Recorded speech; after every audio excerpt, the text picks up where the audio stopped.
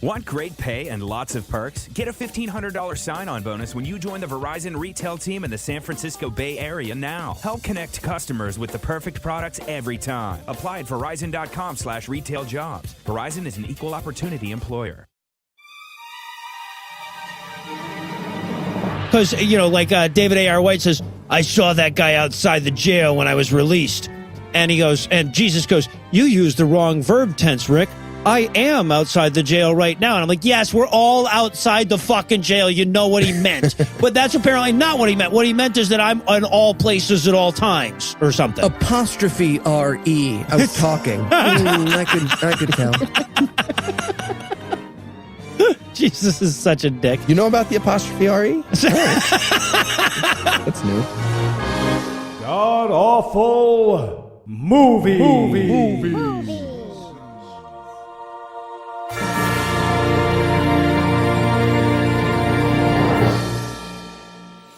Welcome back to the GAMcast, where each week we sample another selection from Christian cinema because something has to be worse than the pizza in Chicago. I'm your host, Noah Lugeons, and sitting to my immediate left is my good friend, Heath Enwright. Heath, welcome back. Thanks, Noah. You know who's a good actor? Who's that? The Lord Jesus Christ. He is delightful. I've seen all of his shit. And sitting 81 miles to my right is my bad friend, Eli Bosnick. Eli, how are you this fine afternoon, sir? I'm fantastic, Noah. You know who just got inaugurated today, right? The Lord Jesus Christ. No? He was there quite a bit. He Worst made quite a news? few appearances. For the first time in 8 years, I get to wish the president died. That's legal. That's legal, it? though. Just to Is wish it? that he dies of Yeah, you can natural wish that he causes dies or terrorism Instead or of, ringworm. instructing your audience to kill him. That's and, totally promising them a free shirt. that would be completely illegal, which is not what why we happened don't do just that. now. So quick, Heath, tell us, what will we be freest breaking of down shirts. today? Whatever Eli mumbled, scratch. And we watched The Encounter 2, Paradise Lost. It's the story of 6 people stuck in a hotel lobby in Thailand for no reason, where they get held hostage and lectured by a guy who claims to be the son of God. It's basically a Subway Preacher's wet dream, the movie. Yeah, right. Part 2. The first wet dream was in a diner, apparently. And Eli, how bad was this movie? Well, if you love action dramas, but you hate that there aren't 50 unacknowledged minutes of smack talk about Buddha in the middle, you will love this movie. It's a Point Break meets a pointless conversation. Yes. Pointless break indeed. And I feel like we should acknowledge right away that this movie is pretty much exactly the same as the last one, except for the first 10 minutes and the last 5.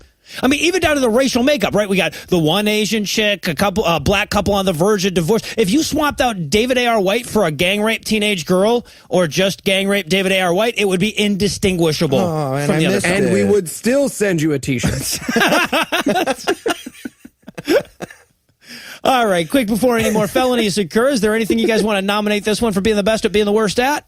Yeah, I'm going to say best, worst, disappearing steaks. Yes. So, like, about a third of the way through the movie, Jesus Christ is like, oh, hey, remember those steaks you were worried about? They're gone now. I don't want to get into the details, but that happens. Yeah, no, it would be like if in an episode of 24, he pretty much wrapped everything up by about 9:30, and then we just spent the rest of the time figuring out where we were going to go for lunch. That would be way better than this movie. Yeah, yeah. Can I go with best, worst henchman? I don't want to spoil anything here, but if your number 2 just constantly wants to shoot people, it's probably better to post that listing on monster.com again. There is a character who a solid 3/4 of his lines are, oh, the shit you right now. Well, yeah, but sometimes in an Australian accent, sometimes in a British, sometimes in a communist accent. It's, yeah, that's the variation in his character is the accent. I was going to go with best, worst, superfluous tsunami. Okay, so, like, this is so fucking bizarre. So, this movie starts off like, the tsunami in 2003 killed, this many people. But the tsunami then has nothing to do with the movie? No. Right? Like, I mean, there's a couple whose son dies in the tsunami, spoiler.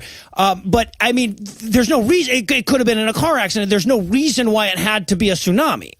Yeah, the only reason that this takes place where the tsunami took place is so that David R. White and his friends could take a vacation on a very clearly still open, cruise place. Yeah. This is very, you know how they make that joke in Tropic Thunder about how, you only film in exotic locations so that you can, do a nice vacation there? That's this entire film. They were like, that diner was boring. You guys want to do one in Maui? Ooh, Maui. Well, and of course, they went to Thailand, which, I will give them a little bit of credit for that because they went to Thailand shortly after the tsunami. A lot of people made movies there to try to bump up the economy and everything, but they also did it because the hookers are crazy cheap there too, and also, interestingly enough, if they'd gone over the northern border or over the southern border, great amounts of this movie would get them hung to death for blasphemy.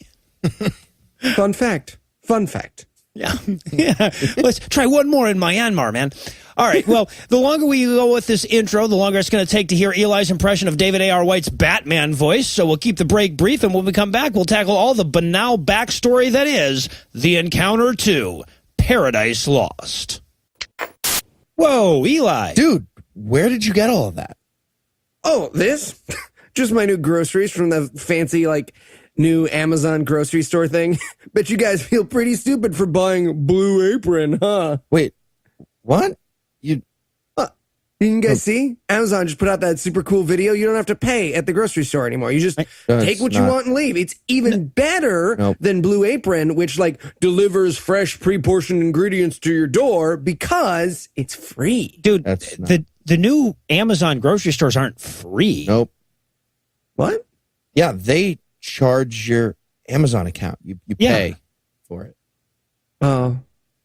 Well, the no lines thing is cool. With Blue Apron, you have to go to blueapron.com/godawfulmovies to check out the menu and get your first 3 meals free with free shipping. It seems like a whole. But I mean, you just get to. But Eli, you don't know how to cook. I mean, the point of Blue Apron is that they actually teach you how to cook. Right? That's why people love how good it feels and tastes to create their incredible home-cooked meals with Blue Apron. I mean, you got, what is it, a head of lettuce, 3 carrots, and 64 bags of Oreos.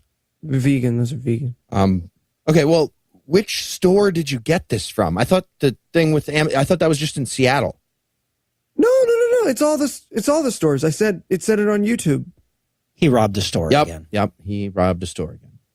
Hey, Andrew, it's Noah. Yeah, happened again. No, I saw a video on YouTube. It was a grocery store this time, at least. That's blueapron.com/godawfulmovies. Blue Apron, a better way to cook. Okay, buddy, let's put these back in the bags. No, they're vegan. No. Hey, Thomas, how are you, man? Hey, guys, how's it going? All right, not bad. So, what's up? I have no idea, and I'm a little scared. Eli just said he wanted to have a meeting with all of us. Okay, well, you know how we're going to ReasonCon this April, and we're doing a live show. Yeah. And you know how I said on Facebook that we're having a surprise guest? Yeah, dude, I saw that. What are you talking about? Who is this? I've heard nothing about this. Yeah, I'm sorry I'm going to miss it. My wife's family is in town. And it's you! You're the surprise guest, What? Thomas. What? Oh, Jesus, dude. Surprise! You and us on stage at ReasonCon is going to be fun! That's not how a surprise guest is supposed to work, Eli. The guest isn't supposed to be surprised. Yeah, sorry, man. I can't make it. I mean, my wife's family is in town, and it seems nice like try, Thomas, but it's a little late for that. Already announced that it was you on our Facebook page. Oh, God damn it, he did. Why did we give him the password? I thought we were And going to your Facebook page, Thomas. How did you? Eli! No! Get back. Come over. Cool. So, see you at ReasonCon, Thomas? Yeah. I guess I'll book a plane ticket and tell my wife I'm missing her sister's wedding. Get back here, Eli! Break war! David, how are ya? what's up? Fellas, how we doing?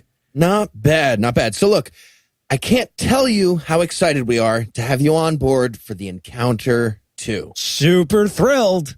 The only issue is Last time, some people thought the movie was a little bit, what's the word here? Insensitive. Yeah. Really? How so?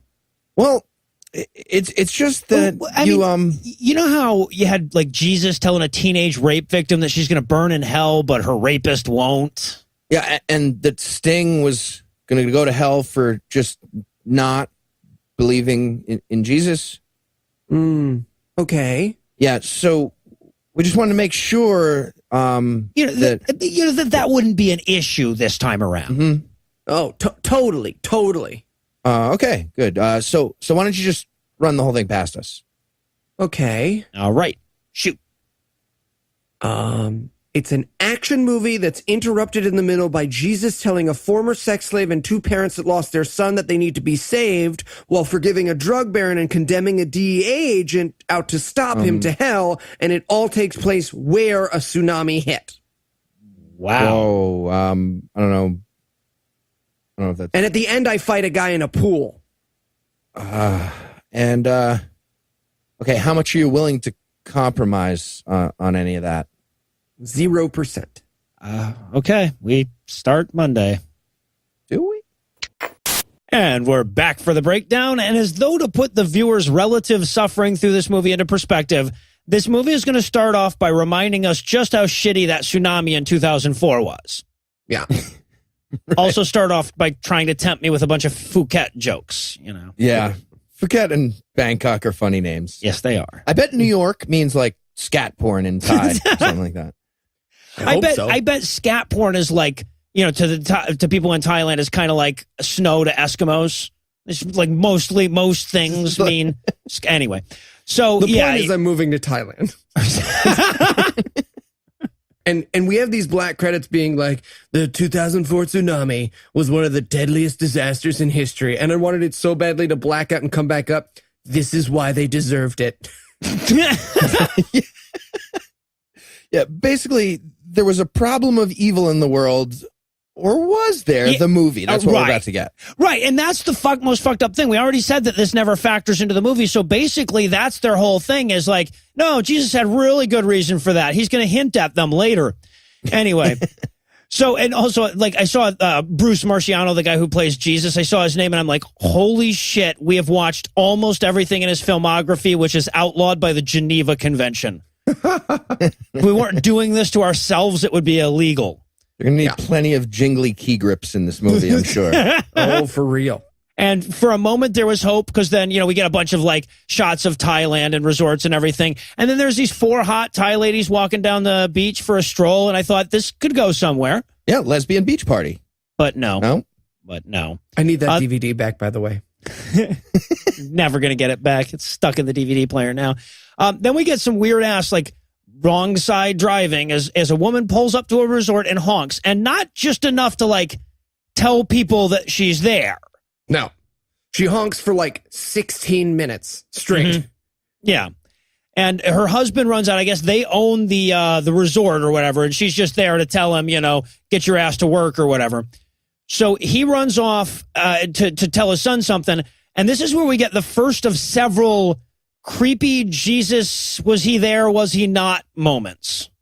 Yeah, again, this very much sets up the dynamic of a horror movie, but this time, unlike We're Trapped in a Diner with Jesus horror movie, this horror movie is Jesus Knows What You Did Last Summer. So it's still a horror movie, it's just a different kind of horror movie, different flavor. Yeah, but not by much. Yeah, exactly. So the father, this character who we will later learn is named Chris, runs off to tell his son, his 22-year-old son, that the furniture's going to be there shortly and he has to sign for it. And, of course, the son is reading from the Bible just so that you can get the all square very early in this one. Right. And if anyone's wondering what Chris, who's going to be in this movie, looks like, imagine a live-action version of Shrek for kids. This is what the donkey is. He looks as much like the donkey from Shrek as a human being can look. And also kind of like Ben Stiller, but like in Slumdog Millionaire 2. If he was the star of that, I'm calling him actually Dances with Incisors for the rest of my notes. All right. No, that's good. That's good. And so like we learn right away that this son is he went to pre-med for like 4 years, but decided to be a pastor or something instead. And the dad is super disappointed, you know, like you would be if you had just paid for your fucking kid to go to medical school for 4 years and he decided to do nothing with his life instead. Right. And he goes, I mean, you could really help some people by being a doctor. He goes, I'm going to help some people with this. And his dad gives him the look like, you know what I meant. Don't do that. Come on. I meant like the help, not the like, help. Come on. Don't. Well, and also, like, this line is great. He's like, well, I mean, if you wanted to, you could just hang out with us here on this island paradise. We could use you here. And the son's like, this isn't paradise, asshole. Only Jesus has paradise. And again, dad's like, okay, no, I get it. Can we have any sentence out of your mouth? No? Okay. So now we cut to a black screen where there's like a timer, like, counting down to the minute that the tsunami hits. So you're thinking, oh, okay, now the tsunami is going to happen. But no. Yeah. We then cut to 7 years later. So like we need to know that the furniture at that resort is 7 years old. Yeah, right. The flashback is over. It's now as a title card. I guess. Really? Also, they very clearly do the like 7:58 in 0 seconds, which is based on 24, which is obviously what David R. White saw. Like, you know how a little kid will get super into Spider-Man? He'll watch some Spider-Man cartoons and he'll spend a week just like, I'm Spider-Man. I'm Spider-Man. It's obvious that like David R. White's parents went to bed early and he caught 15 minutes of 24 and he's like, oh yeah, that's mine. The next one is 24 because it's going to say 7:58.00 and I'm an action star and I'm gonna get you.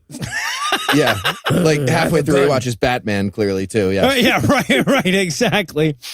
But we learn right away that he is a DEA agent. Actually, we don't learn that. We learn he's some sort of international cop or whatever. And he's tracked a drug dealer to this little town in Thailand, but his boss won't let him arrest him because he has to wait on backup or be less rogue or something. Right. And there's this amazing moment where he's like, I got to take him down. And he's like, no, we need him to have evidence. He's like, damn. And then he takes out of his pocket his ID on a lanyard. Like he's at a goddamn paper supplies convention and puts it over his neck like it's a goddamn badge, like it's a police badge. Like you would imagine an officer, like the way they display I'm a police officer in cop movies. That's what David R. White does with a lanyard that he's got around his neck and will keep around his neck for the rest of the movie unless someone takes it away from him. Right. And also I love the fact that this like bleach blonde white guy with different colored facial hair is trying to blend in Thailand. Yeah, just kind of, hanging out. Oh, this lanyard? Why did I put that on if I'm trying to? Yeah, never mind. And also we meet the bad guy here who definitely shops at Fly Pimps R Us. Kept expecting him to pan down to the fish in his shoes. He looks like an extra from Old Male Prostitute the Musical. Ooh, I have him as Hungry Alan Alda.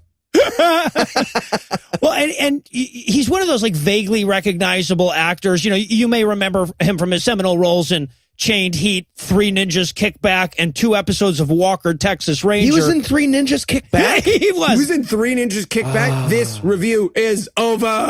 So cool. When we started this show, we swore there were lines we would not cross, and that was no matter what members of the cast of 3 Ninjas Kick Back did, we would not bring this to their door. Sorry, too late.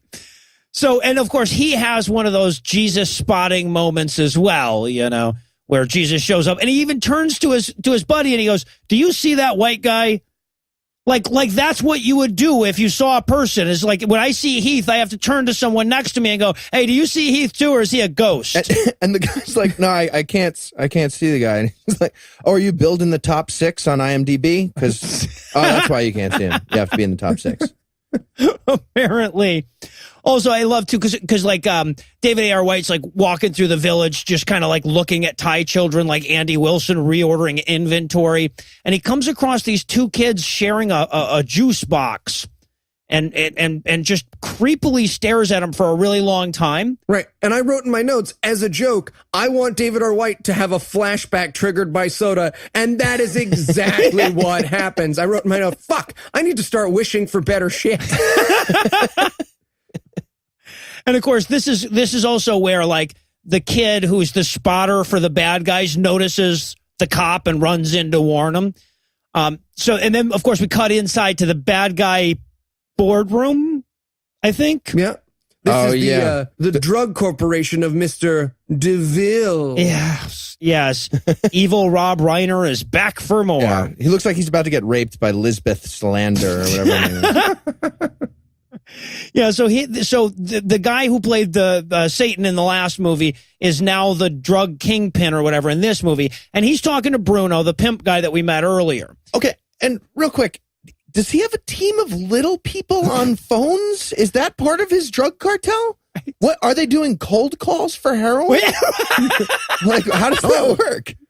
Just wondering if you wanted any heroin. We've got great customer service. We're not one of the big guys. You know, it's really, we're a person-to-person business. That's what I'm telling you. That was offensive. Well, but why are they all little people, though? Oh, they don't talk that way? They don't talk that way? Fine. I guess we're afraid of the truth here on God Awful Movies.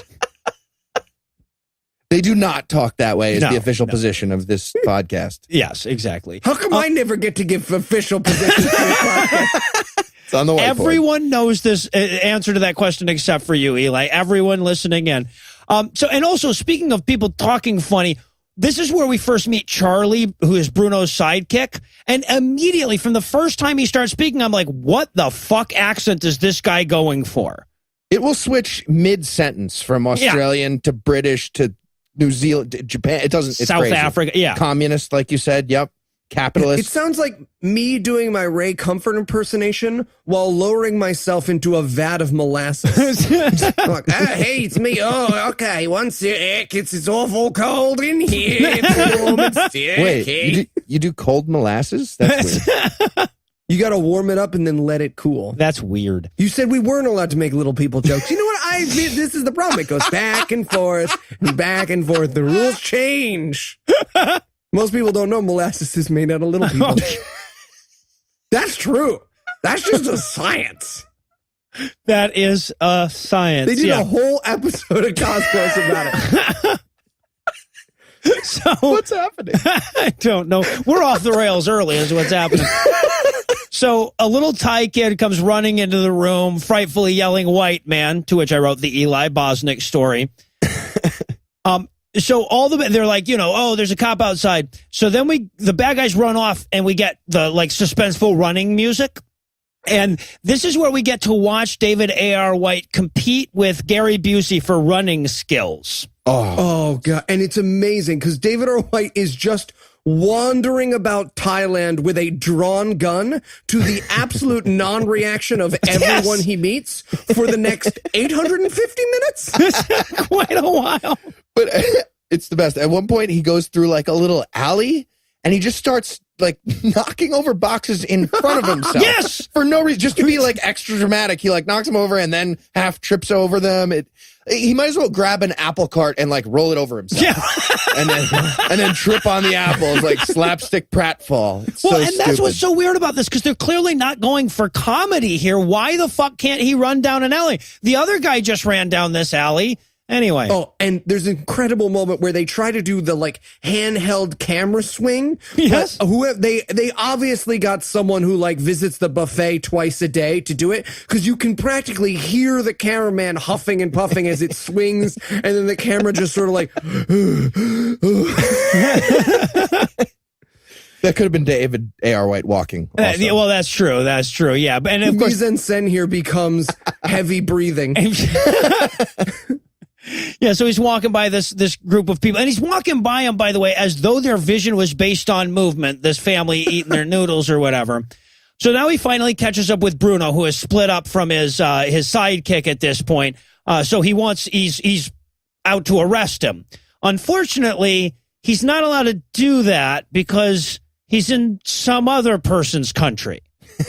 Yeah, and basically the Thai cops show up because he's like pushing him forward, and they're like, hey man, you can't just arrest people in our country. And he goes, do you have an international arrest warrant? Which sure isn't a thing. Nope. And then we later learn that he's a member of the DEA, which even if there were such a thing as international arrest warrants, that's kind of like a traffic cop writing tickets in France, just being like, no. Right, like, okay, so now there is such a thing as an Interpol Red Notice, which is basically the closest thing to an international arrest warrant. But that's a request for cooperation. You don't just show up in somebody's country and start running around with a fucking gun with you. Anyway, yeah. Right. But he says, do you have a warrant? He's like, oh, man, I think it's at the office. And then the cop's like, well, that means the heroin dealer goes free. So that's how that works. Yeah. I'm Paulie D from the Jersey Shore, and I'm a cop in Thailand now. And he goes free. Also, he at this point, when they let him go, he goes, what's he paying you? And the Thai cop goes, okay, now you're under arrest for meanness to an officer of the... It doesn't matter. There was paperwork before, but now you're under arrest. Yeah. Well, and of course, he fights back like you would. And so he girly punches the cop, and then they knock him out with a slow motion log. Yeah, they're all like, looks like we forgot our nightsticks. Good thing there's a perforated piece of balsa right here that will slow motion hit you over the back with. It's like they just assumed Tai Chi came from Thailand and they thought everybody fights in slow motion there or something. I don't get The it. first awkward day of shooting, they're like, all right, now Tai Chi. And go. Not us, guys. Not us. Do you have those planes from Star Wars? TIE fighters? TIE fighters. I thought they were TIE fighters. He spelled it THAI. Yeah, he did. Yeah. Fun fact, little people in those planes. That's why they never showed them. I'm going to have so much editing to do. Thank you, Eli. So now we cut back to Bruno, who's meeting up with his goon that he split up from earlier, which was pointless since the guy couldn't arrest him anyway. So they go back to this hotel, and this is where we're going to meet Mimi, the Thai chick that's 48 years younger than this actor and is married to him in this movie, I guess. And is very clearly supposed to be the love story. At no point does this movie go, yuck. They're just like, yeah, no, that's the couple of the movie we chose to 72-year-old and a 21-year-old, and they have a little heroin love. Yep. and she's mad at him because, like, he didn't bring her heroin. And so she locks herself in the bathroom and gets into the tub fully dressed. Mm-hmm. And I wrote in my notes, man, I hate it when you have a fight and she gets into the tub fully dressed. Don't do this. Come on. I'm not even gonna with you in the tub and the clothes on. Mimi. And the implication is she's going to commit suicide, right? I thought. Was it? So. It felt like it was. And he's standing outside the door, like, thinking about this. It's a really weird moment. He's like, maybe suicide? Should I knock? No. I feel like it's tacky if I knock, but I feel like it might be suicide. No. I thought it was just like a pouty moment. Like, just like, Mimi. She was like, I want to go out for English food. And it's like, that place is closed. And she gets in the tub with her clothes on again. It's like, fuck, yeah. Because it makes everything else in the hamper wet, Mimi. That's why it's a problem. And then the whole and then it's mildewy. And the lady gives me a look when I bring it in. Well, then you can bring it in. If that's how you want to express your emotions, you can bring it in. Do we have any molasses for the tub? We don't have any molasses for the tub. No. So then we cut over to Davey in jail, for punching a cop, and Ghost Jesus is watching him as well. Yeah. Okay. Stalker Jesus. He's in these weird, unnatural positions each time so far. Like, next time I want to see him swinging like Miley Cyrus on a wrecking ball or something. Get creative with it. So then his chief comes and he's like, let him out. I got you one of those international pardons that comes along with those international warrants. And I want to point out that this Asian chief, who we will only see once more in the movie, is wearing a lovely giant jade locket with what I can only assume is David R. White's picture inside. Yeah, but this is where we learn that they've agreed to let David A.R. White go. They've confiscated his gun, and a condition of his release is that he has to go back to L.A. and stop being so damn rogue all the time. And he's like, I'm going to keep hunting the Bruno guy. The boss is like, please don't. You're suspended. Please come back to jail. He's gone. Yes, exactly. David R. White obviously went back to his trailer, right, to cry because he had to have his arms behind his back for more than 30 seconds. And so that actor was forced to do that entire second half of the scene by himself. Just like, all right, turn in your badge and gun. Where you going? Come on. It's just been revoked. I look stupid now. So then he goes, Davey leaves the jail and goes to the opium den. discotheque, hallway of doom? What the fuck was this place? Somewhere across the street from a giant pink spotlight. I don't know. That's where he went. Yes. Yeah, but apparently he's going to see evil Rob Reiner, Mr. DeVille from before. Mr. DeVille. Get it? Get Good. it? Subtle. And Mr. DeVille's first line in this scene is literally, "Oh, that's right. I forgot. Your only vice is how much you hate drug dealers." That's not a... He goes, Is that? "Yeah, you don't drink, you don't smoke, you don't gamble, you just hate a lot of drug dealers. That's kind of your thing." Yeah, and there's this really confusing part. Maybe you guys can explain this to me. Nope. No? All right. So already no. I'm going to try anyway. So DeVille says, he's like, all right, I'm going to give you a big discount on something. Was it drugs or... He doesn't... The information of where Bruno is. Oh, okay. A discount on that? So like 50% off the cost of me telling you where this person is that I want you to murder. And then he gives him a gun. Mm-hmm.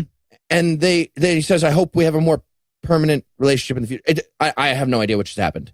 Yeah, so I think what he's going for is, if you had a gun, you could threaten me. And if you were still a policeman, you could, like, do me a favor. But since you can't do either of those, you would bribe me and I'll tell you where Bruno is. So I'm going to give you a big discount, which is apparently free, as well as a bonus gun, because it's BOGO. Buy one information, get one gun free. Yeah. And then that, hopefully later we can do a Dutch rudder in a hot tub. Okay, well, that all tracks. One other question though. So I don't understand. You're not supposed to like go up the dealer chain to the dealer above to catch the dealer below, hoping he then rolls over on the guy you just visited and already know about. Just arrest the top. Yeah, right. Like, he's like, man, I can't find this drug dealer. I'll go to his boss. What? Also, I watched this on YouTube and it had Czech subtitles. And I want to point out that, because as he leaves this with the gun that evil Rob Reiner just gave him, evil Rob Reiner is cackling evilly. And they actually wrote out ha, ha, ha, ha in the subtitles. Because apparently Czech people... How do Czech people say hi? Yeah, right. It was ha, ha, ha, I guess. So, yeah. Ja, ja, ja, ja. So there is no laughter in Czechoslovakia. Yeah, right. That's what it is. If you weren't so lucky, you'd know that. All right. So, I don't know where Czechoslovakia is. It's not a place that exists anymore. Yeah. See? No. Yeah. Made up. There's a language, though. There is a language still. So, yeah, no, it's the Czech Republic now. And Slovakia. So, and Slovakia. Well, yeah, but yeah, I guess they probably still speak the same language. Anyway, yeah, the geography lesson is over. Now we cut to a speedboat. My music note here is, our lawyers insist that this is far enough away from the Miami Vice theme to avoid legal action. My music note is, this computer is underwater. And this is a weird section. They put on a green filter all over everything. Yeah. For a second, and then turn it off, and then turn it back on, and then turn it off, and we get like 6 cuts going back and just what color is everything? Just pick what color everything is. It's fine. I'll believe you either way. Well, and also, we need apparently a lot of establishing shot here, right? Because apparently Davey wanted to stand at the front of that fucking speedboat doing I'm the king of the world all day and night. And they're like, we're using this footage. Guaranteed that came out of his mouth during the shot a good 10 times. So I think we need one more take. Okay, but David, can you not say we? You can take that out and post.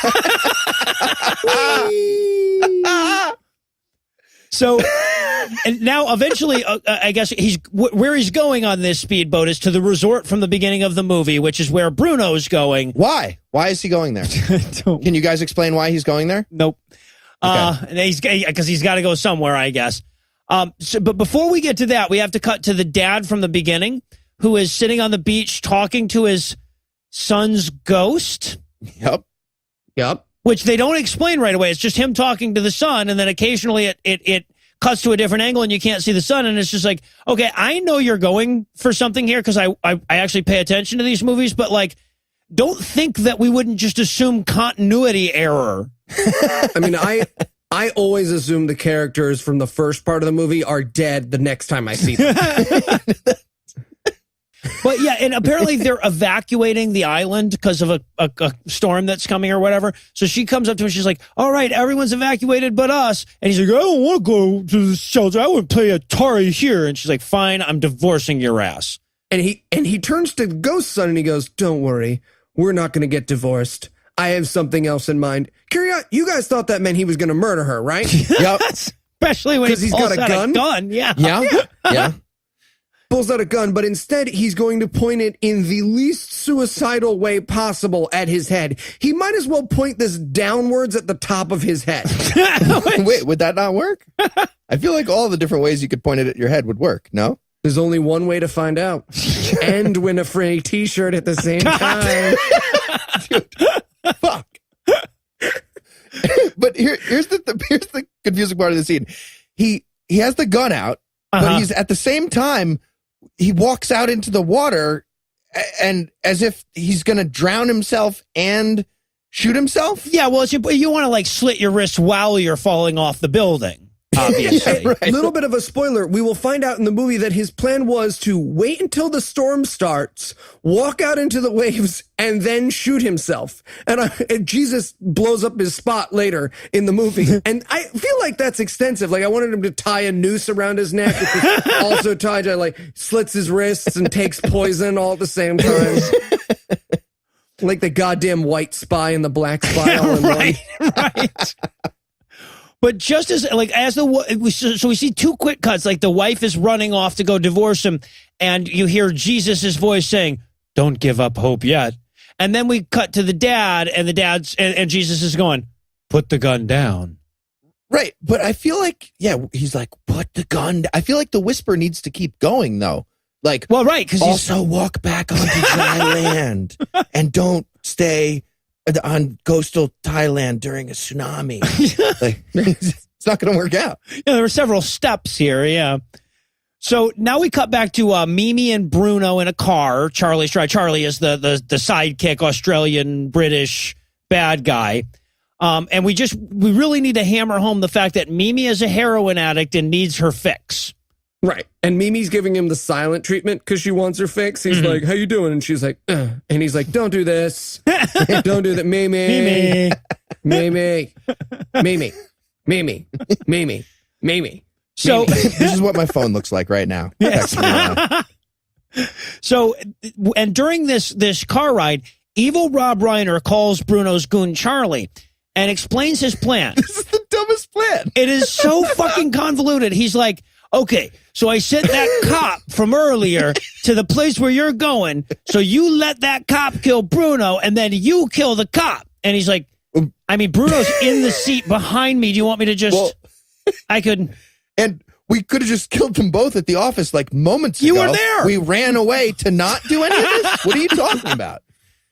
Don't question. I'm doing a whole plan. It's going to work. Just do what I said. I'm saying. And then Bruno's like, hey, who was that? And he's like, oh, it was Mr. DeVille. I'm betraying you. Sorry, what? It's a girl. Some lady. What girl? We're in Thailand and we just got here. Mary? You mean they have different names? Am I right? Who's with me? Now you're cranky because your girlfriend's Jennifer. Okay. Just so you know, I fucking rocked that. We're like a comedy duo. You give it and I'll knock it right. And then we get Davey showing up on the beach, on his speedboat. It just so happens they have whatever beach service to all the best resorts. Again, why is he showing up on a boat? I don't know. I'm sure they have roads that go to this resort. It's so... I wanted him to start doing weird show-ups at everything. Like he parachutes from the beach to the main building in the next scene and then takes power wheels between rooms. No. He drills up from the floor to go to the bathroom. Now, I have a question about this boat thing. I will admit I don't know anything about boats. I don't know anything about boats, but he very clearly runs that speedboat aground when he gets on. It gets a full 6 feet onto dry land. And I feel like if that's how you arrive to places, is there a deleted scene where that guy who was driving him is like, okay, can I get a push? My boat's fucking in the middle of the parking lot now. Yeah, right. No, there is no pier here or anything. He just pulls up to the beach and gets off. Yeah. And this, we get a glimpse into one of, I think, David A.R. White's magical powers. He does not stop being damp in his life. So he jumps out of his boat into some water, but he's equally wet for the rest. It doesn't matter. It doesn't matter how much water gets on him. He stays the same wetness. Yeah, and I also noticed, okay, so when he pulls up there, the black guy that was about to kill himself is standing right there. Davy's first question, he goes, "Are you an American?" And I'm thinking to myself, that is an odd question to ask a random black man in Thailand who you've just boated up to on a beach. But he is. There's no reason why he needs to know that. Anyway, so he's like, a bad guy's about to show up at your resort. Show me around or something. Yeah, pretty much. Give me a tour. But then immediately as they turn around, like Bruno and Charlie show up on the other side and they just start a gunfight. Now, look, I don't know much about the law in Thailand, and I hear it's a little bit looser over there, but I don't think you're allowed to just start shooting people for standing there. Which, by the way, black guy just joins the gunfight. He's like, fuck, I knew I brought a gun for a reason today. Pa, pa, pa. Well, he doesn't use it, too. though. He just holds up his gun like, oh, everybody's got a gun. I am so prepared for this shit. So stupid. And we get possibly the worst, like, awkward gun pull ever from David R. White. It's so bad. It looks like me trying to, like, open a condom wrapper. Same thing. And then we get a dive roll for no reason from Charlie. Like Jay and Silent Bob sneaking into the fucking lab. Yeah, exactly. He just jumps over a bike rack and yells, "Parkour!" No reason. It's incredible. There's an amazing moment, too, where he turns to the black guy and he goes, by the way, we've hinted at this, but David R. White chose for this movie to do the Batman voice. Yep. So he will deliver all of his lines as... So he turns to the black guy and he goes, "We've got to get out of here." But he says it with the goddamn enthusiasm of a Pequod's pizza chef. So they just, like, casually stroll up the beach for this gunfight. Yeah, and we get, again, we've already done this once, but now we get another 11 minutes of David A.R. White walking around with a gun, like turning around corners to see if there's anyone there, going bang, bang, and then having that removed in post or whatever. But finally, he comes across Bruno, who has a gun to the head of the couple that owns the resort. Charlie or Chris and Helen are the characters' names. And they've conveniently lined their heads up so that he can do a Deadpool just in case David R. White doesn't go for it. It's a 2-for-1. Also, this is very, very important. When David R. White is sneaking, we get a close-up of his shoes. And his shoes have no laces. Now, I have no proof for this yet, but I would like to put forward a theory as we go through David's filmography. All right. My theory is David R. White can't tie shoes. Yeah. What kind of grown-up has Velcro sneakers? Embarrassing. Those are for exercise. Those are for exercise. All right. So now they're free at Payless if you scream. Everything's free at Payless if you scream.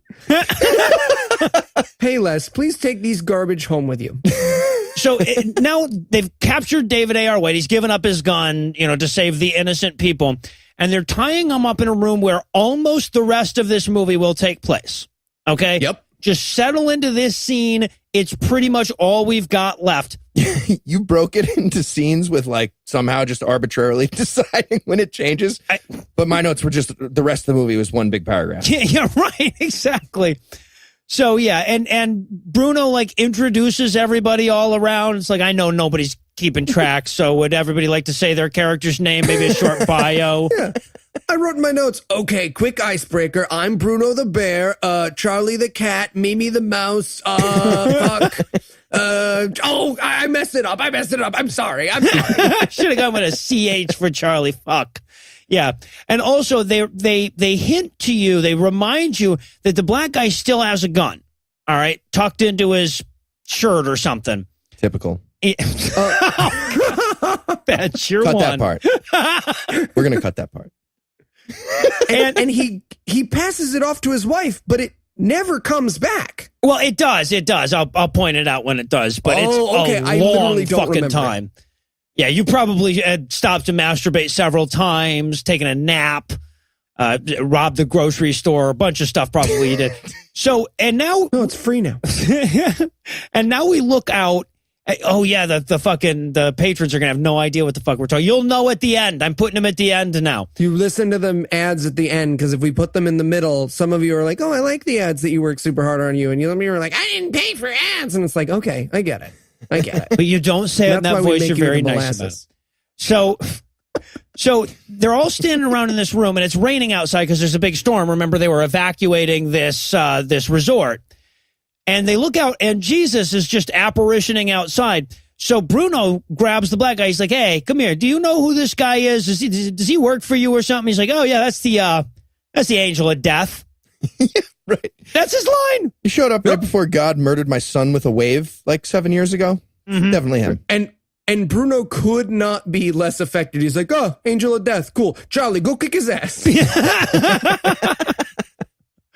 So the drug dealer goes out and kidnaps Jesus. That's where we are now in this film. Also, one of my favorite moments in the scene is the backhanded punch slap. Oh, from Charlie, the Bruno's sidekick guy, just slaps nowhere near David A.R. White's face because he's angry. It's like he's slapping away a silver tray of food that's unacceptable to him. Like Eli slapping away a tomato juice that came with ice. Yeah. I've seen that a number of times, yeah. And okay, nice try, Chimichanga. Nice try, TGI Fridays waitresses. I didn't order a Bloody Mary. I ordered a tomato juice with no ice, cooled. It's not hard. You chill the glass. Take the glass, put it in that little thing under the bar for 10, 20, maybe 25 minutes if you're feeling lucky. Do you want your 12% tip? It's a whole thing. I don't want to get into it. So they go in, they kidnap Jesus, they bring him into the room where the rest of the movie takes place, and the very first thing Jesus starts doing is flirting with the heroin chick. Yeah, he sits on her feet. Yeah. Like a goddamn stoner party where it's like someone's lying on the couch and you're like, whoa, whoa. And it's awkward because you can see the actress be like, I am supposed to be like in withdrawal. Golf me. Golf. Yeah, and by the way, anytime Mimi has a line, just get ready for it because, that's Eli's like the next date. Yeah. Right. If you ever thought the breakfast at Tiffany's was too subtle, you will love Mimi's performance. So they ask, who are you, angel of death? And he says, I am that I am. Except that it's this, he's got the nasally, dorky voice, like their Jesus is going like, I am that I am. Michael Keaton, right? Batman. Yeah, right. Right. And just quick recap here. They've captured the Lord Jesus Christ. Mm-hmm. That's the plot right now. Yes. That's what's happening. And so he turns to the guy and he goes like, hey, do you work for Mr. DeVille? And he goes, do I look like a drug dealer? So they think that there's a thing called looking like a drug dealer and he doesn't do it. I mean, yes, you look like a fucking drug dealer. You look like everybody I've ever bought mushrooms from. Anyway. True. That's true. At a Backstreet Boys concert. Just a grown-up. Is your son here or daughter? Nah. Just love the music. And Lance.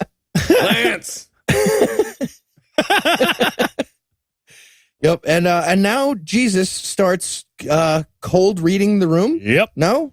He's like, yeah, you got lots of friends, but you often feel lonely. You have a scar from childhood on your leg. You don't? Yes, no? Do you? Yes. Were you not thinking of a red card? And, of course, this is also where we realize that Charlie can't go 3 minutes without murdering someone. He's like constantly, every time there's a pause in the conversation, he's like, let me hammer this guy to a cross, boss. Come on. It's absolutely fantastic. And this causes him to cold channel Charlie and goes, oh, Charlie, your mother loved you so much. You used to be so great. But your friends called you sissy, so you became a murderer. Yeah, like you do.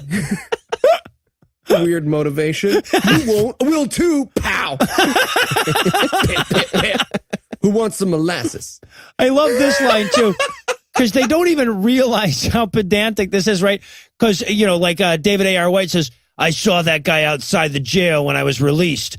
And he goes, and Jesus goes, you used the wrong verb tense, Rick.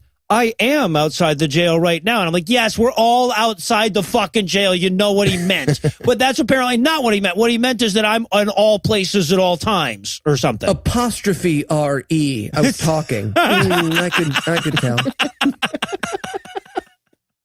Jesus is such a dick. You know about the apostrophe R-E? That's new. Also, he goes, they're like, all right, well, you ate the angel of death. Who are you? He goes, I'm Jesus Christ. Like, I totally want him to do the James Bond thing. Christ. Yeah. Jesus Christ. And Charlie's instant reaction is, oh, you're lucky my mom isn't here. She'd kill you way more than I want to kill you, which is a lot. And then Jesus is like, come on, man, you can't kill me. You're not even Jewish, and it would break your mother's heart.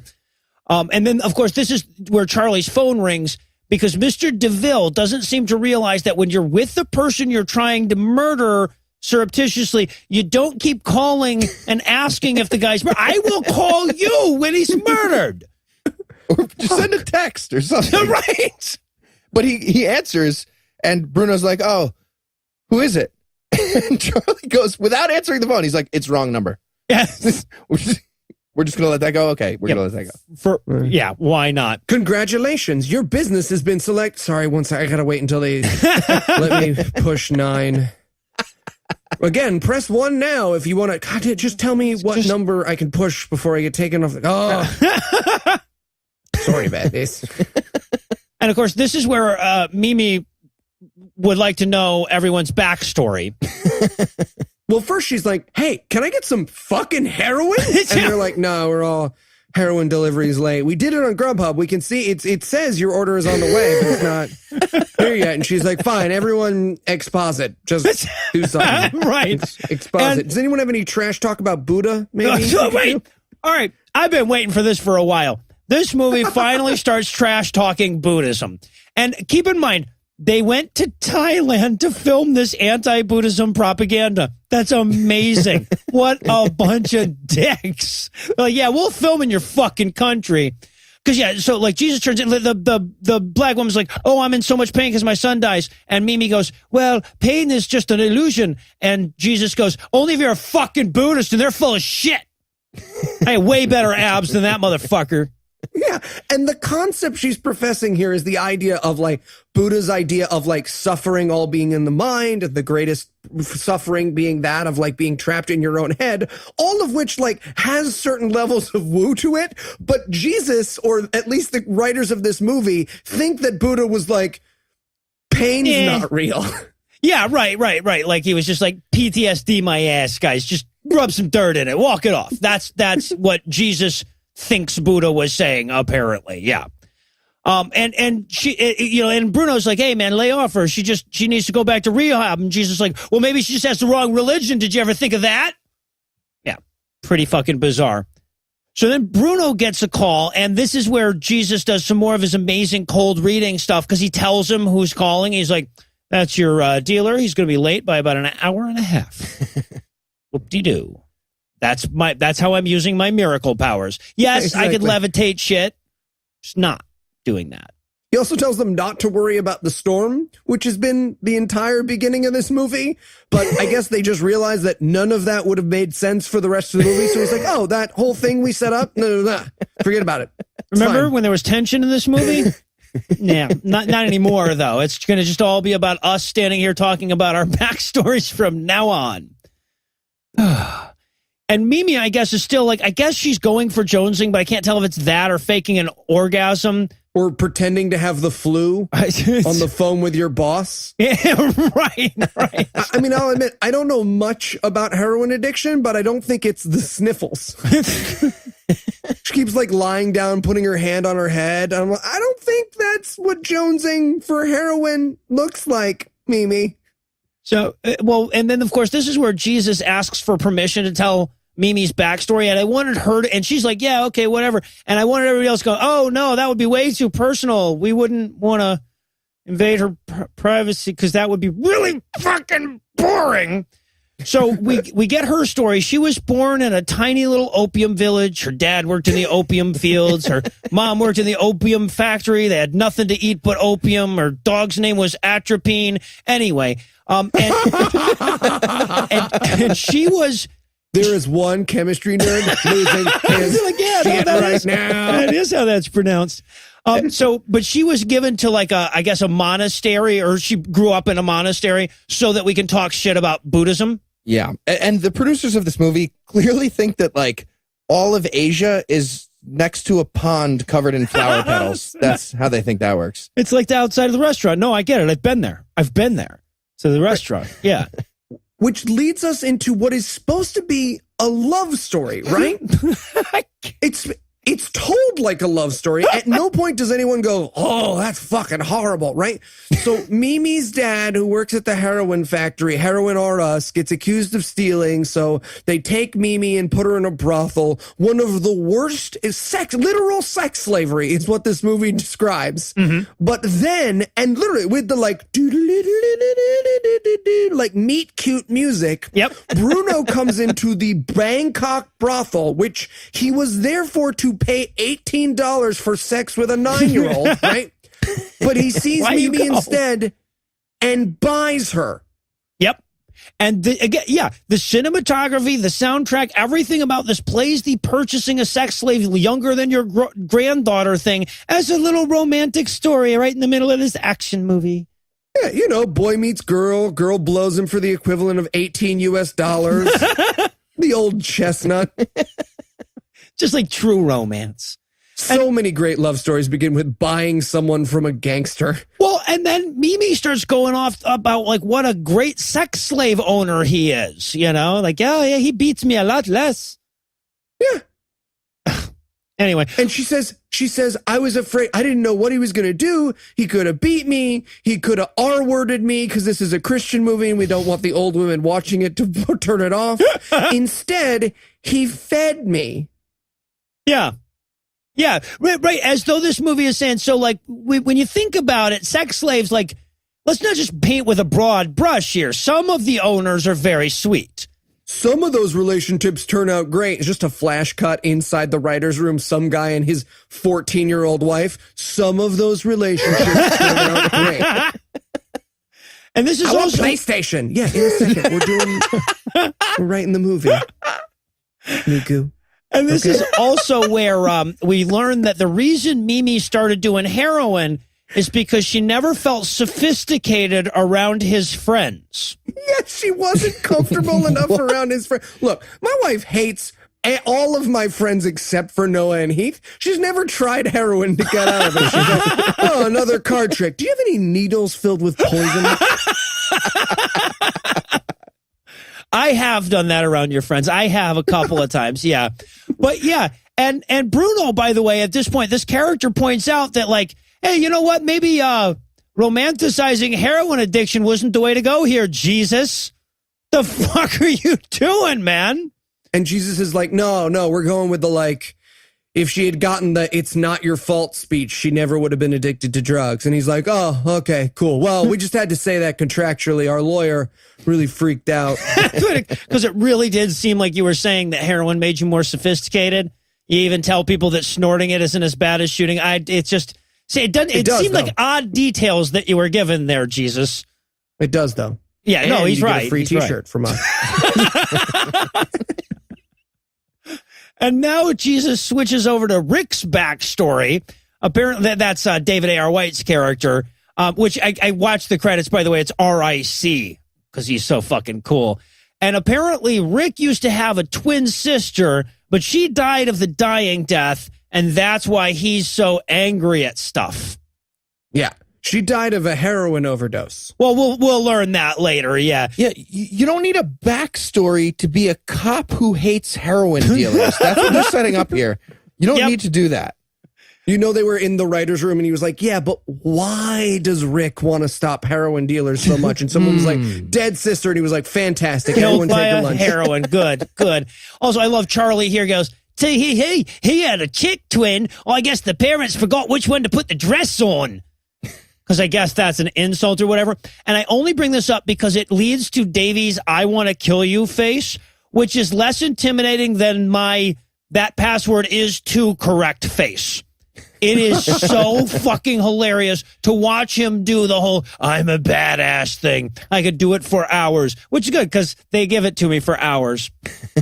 And Jesus' response to this like moment of tension is he goes, "Rick, I know you have a very different idea of justice than I do, but you don't even know what the word justice means." And I wanted so badly for Rick's character actually not to know what the word justice means. Of course I do. It's like telomeres. It's a thing that goes into your body. Let's say it at the same time. 3, 2, 1. It's You didn't say anything. verb, You didn't say anything. I'm Batman. Adverb. Yeah, and also this is Jesus's idea to cut the tension or whatever. Because okay, so David A.R. White is tied up in the room. Charlie is dying to kill him, and Jesus turns to Charlie and says, "Man, this defenseless dude you have tied up really wants to kill you so bad." It's like, yeah, we know. Why do you have to? Why would you anyway? And of course, Chris, the black guy's like, hey, we haven't talked about my backstory since like the first scene, people. Yeah. And so basically, the way they transition out of that, he's like, "Hey, well, what about me? What about the fact that you killed my kid?" And he goes, "Well, I mean, you hate your wife." And he turns to her and he goes, "That's why he despises you." And I wrote, "Well, that's some strong language that we're never going to deal with again anytime in this movie." He goes, "He thinks that you traded true pain and mourning for self-comforting religious fantasy." And I wrote, "Yeah, that's a pretty good diagnosis." That's a pretty... Right. We also are learning an interesting apologetic here. This is the atheism can't be right because you can't yell at it defense. So he's going like, he's like, you tried to cure your pain of your dead son through atheism, but there's no one to be angry at. And I'm like, yeah, because anger is super helpful when someone dies. That gets you right through. If there was no God, then who was it that you were angry at the first place? Checkmate. Did you just whisper checkmate? No. I sneezed. Checkmate. You guys want some molasses? And this is where we learned that Chris is just as equally a sinner as everybody else because he sold subprime mortgages to make his fortune. Right. Which makes him equivalent to the heroin dealer who bought the 17-year-old and his hitman. Single A tranches. And he clarifies that, by the way, because the Chris is like, "Well, you're not comparing me to the heroin kingpin, right?" And he's like, "Oh, no, very much so. Very, that's exactly what I'm doing. Maybe a little worse. I've been nicer to him because he's white." By the way, there's just one thing before he like lets him go for the whole subprime mortgages thing. He does the whole like, it's easier for a camel to get through the eye of a needle than for a rich man to get in heaven. And to say that in a shot that features David R. White, maximally ironic. Just wanted to throw that out there. How many times do you think David screamed, "Shut up," before they were like, "David, again, it's just the movie, bud. It's just the movie." Nobody's pointing out how much you look like a camel again. Yeah. Someone bring my gold teeth. Well, and then, of course, now that he's equated the subprime mortgage lender with the heroin kingpin that buys children from brothels, he turns to David A.R. White and he's like, "You're pretty much just as bad as these guys too, huh? You deserve to go to hell as well." And the reason that he's just as bad as the like scammer and the heroin overlord is because he doesn't believe in Jesus? Yes. Yes.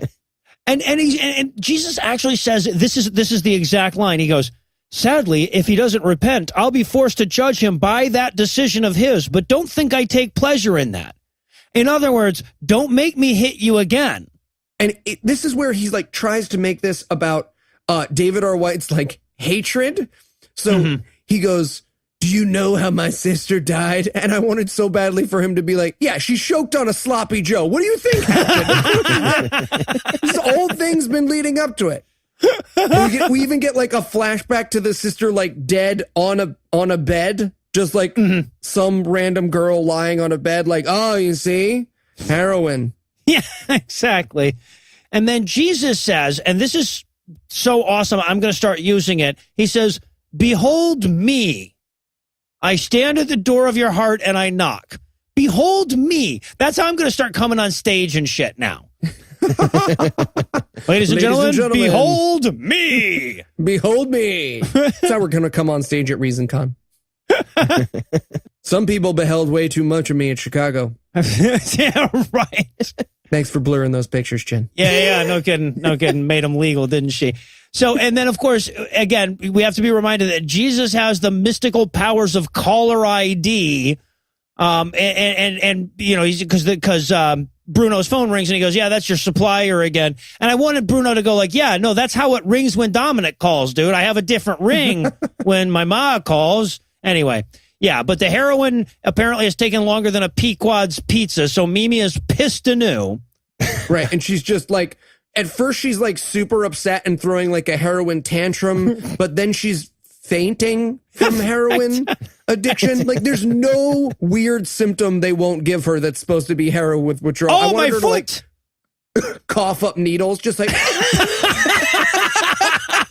great. Now I've got to swallow that all over again. She was French in that one. So, yeah, and of course, Bruno, this whole time apparently has had some heroin on him. Yeah, okay. I don't think like top level heroin dealers have like little dime bags in their sock of heroin. This is not standard. And at this point, I thought Jesus was going to like turn water into methadone or something. Would have been helpful. Not what he does. But he stops. He's about to give her the heroin, and Jesus says, "Don't do that."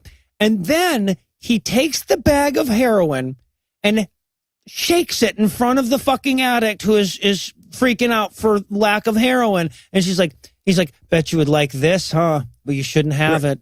Like, dude, you deserve a kick in the nuts now. Mimi, I know what you really want. And I wrote in my notes, yeah, I want some fucking heroin. He's like, yes, but don't you? Dude, nobody has ever sucked a dick for Jesus, okay? No one robs a liquor store and murders their friend with a pipe for Jesus. Well, but in this universe, apparently Jesus can cure your heroin addiction with Reiki. Because that's the next fucking thing that happens. Yep. He uses his magic hand waving, and she is no longer addicted to heroin. And they even have the kind of a sound effect when he does it. Yeah, he goes, your body is healed. And I wanted him so badly to go, including your poon. And let me tell you, that was some work. I mean, shit, I am God, and that was messed. Mimi, look at me. Rough. Rough, Mimi. And he goes, I love this Anyways, you're welcome. Because we've got to shit talk Buddha a little bit more, right? Because he goes like, your body is healed, but not your soul. But unlike those shit-eating Buddhists, I won't make you suffer through 1,000 lifetimes to reach enlightenment. I'll tack it on like a handy carrying case if you just hate fags. She's like, oh, yeah, that'd be great. And of course he goes, like, he's like, hey, have you ever heard about that bit where I died on the cross? I was pretty awesome, huh? Yeah, he goes, Mimi, do you know what I did on that cross? And I wanted her to be like, you jerked off? And he's like, no, who told you that? That's a dirty rumor. He said, wrong. That's not at all true. I didn't. And also, okay, so we had one of these impossible to jack off scenes too a couple of weeks ago. We have another one here. And impossible? I think so. Okay. And despite the fact, this is the most attractive woman that's ever been in an impossible to jack off to scene. But if you can maintain an erection through Bruce Marciano saying, today you are my precious, precious daughter, you need to see a fucking doctor. Oh, see, I said in my notes, she's pretty used to people asking her to pretend to be their daughter, so I feel like she would have been really comfortable for this. At least if I visited her, she would be. And apparently... the daughter experience. Lovely. Oh, it's just me. At Heath Enwright. Get it. I saw how many people laughed at my Corey Chase joke. We know our audience. And apparently this movie is just as bored with itself as I am. This is so weird because the Mimi, she runs up to Bruno and she says, it's great. He cured me of my heroin addiction. And Bruno's like, yeah, that's great, kid. Can you go get me some coffee or sandwiches or something? Literally. They send all the women in the movie off to go get sandwiches. Yep. And coffee. Well, I don't think it was unreasonable. That's both, like, those two things make sense. Coffee and the black girl, sandwiches. too. And he turns to her and he's like, hey, you mind getting us some food? I know I threatened to shoot you in the head like 10 minutes ago, but little snicky snack. We're kind of doing a thing now together. So, yeah, and since that's as close to a thing happening as we're going to get in this movie, we'll use that opportunity to take a break of our own. But before we do, let me give Act 3 the hard sell here. Will we ever acknowledge that the guy who purchased a woman is, by definition, bad? Will we get to see David A.R. White pretend he can punch some more? Will somebody give Charlie something to kill already? Find out the answers to these questions and more when we return for the lingering conclusion of The Encounter 2. Paradise Lost. Rick, I know you love the word justice, but you have no idea what it means. Oh, I know what it means. Dirtbags like this have all the money in the world for lawyers and juries. No, Rick, I mean you literally don't know what that word means. What? Of course I do. Don't do this, Rick. You'll just embarrass yourself. Can I shoot him? Charlie, for the 18th time, man. Sorry. Rick, I'm here to tell you that... Hard to tear. What? That's what the word justice means. Hard to Hard tear. to... No. Do you think that because of the genes? No. Oh, I just remembered. It means superheroes. Multiple, a group of superheroes. No, Rick, that's the Justice League. Please, stop. This is getting embarrassing. Canadian pop singer. You know what? Fuck it. You can shoot him, Charlie. I'm just going to go work on this tie hooker a little more. Yay! When your skin turns yellow.